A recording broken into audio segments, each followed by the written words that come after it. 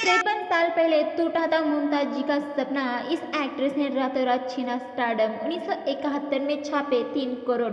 बॉलीवुड के बीते दौर में कई ऐसे रोचक किस्से हैं।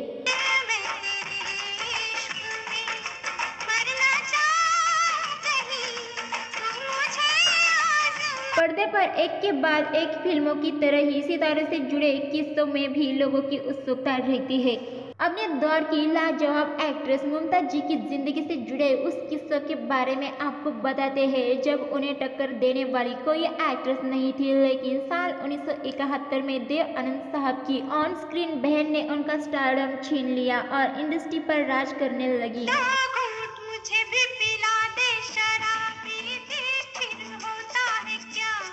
हिंदी फिल्म सिनेमा का इतिहास काफी पुराना है। 100 सालों से ज्यादा सालों के इतिहास में कई कलाकार आए और कई गए। कुछ आते ही फिल्म इंडस्ट्री में छा गए तो किसी को स्टारडम पाने के लिए रात दिन एक करना पड़ा।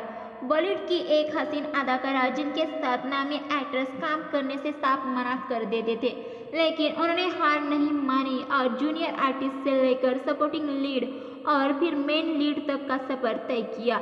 ये एक्ट्रेस कोई और नहीं मुमताज जी है, जिन्होंने रूप पहले पर्दे पर एक के बाद एक कई रोल्स अदा किए।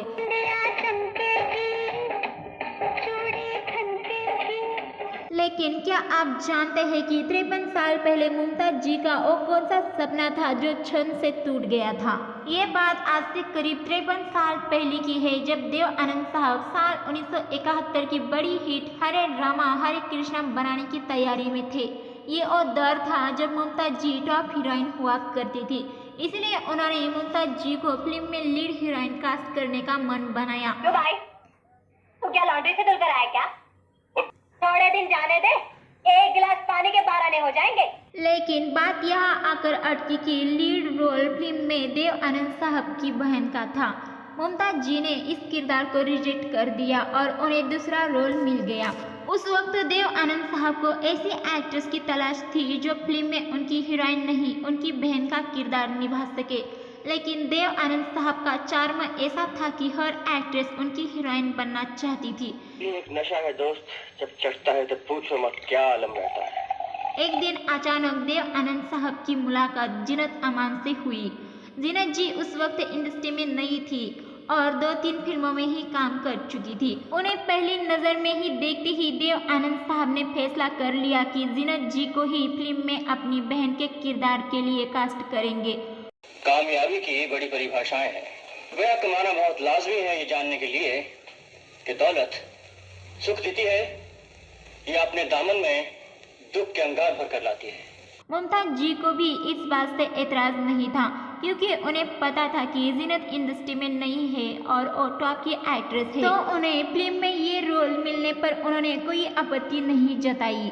साल 1971 में जब फिल्म हरे राम हरे कृष्णा रिलीज हुई तो फिल्म काफी बड़ी हिट साबित हुई, लेकिन इसमें सबसे ज्यादा फायदा जीनत अमान को हुआ। फूलों का तारों का सबका कहना है, एक हजारों में मेरी जबकि मुमताज एक तरह से फिल्म में कहीं खो गई थी।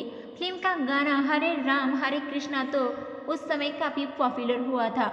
देव आनंद साहब के साथ उनकी केमिस्ट्री को भी काफी पसंद किया गया था।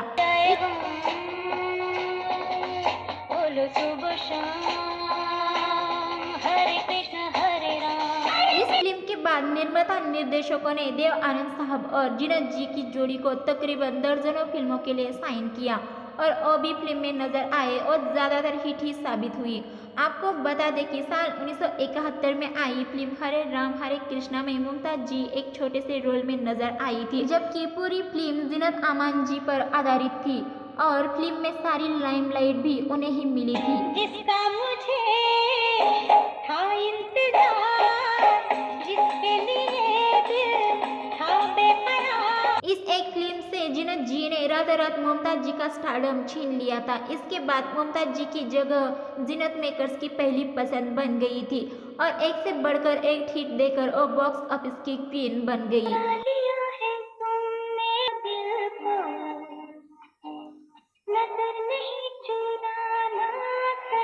और और इस तरह उन्होंने मुमताज जी के स्टारडम को छीन लिया था। हरे राम हरे कृष्णा साल 1971 की सबसे बड़ी हिट फिल्म साबित हुई थी। इस फिल्म ने उस दौर में 3 करोड़ रुपए छापे थे। दर्शकों, अगर आपको हमारे द्वारा दी गई ये जानकारी अच्छी लगी तो हमारे चैनल बॉलीवुड की चमक को सब्सक्राइब, वीडियो को लाइक शेयर जरूर कीजिए। साथ ही में बेल आइकन को प्रेस करना मत भूलिए।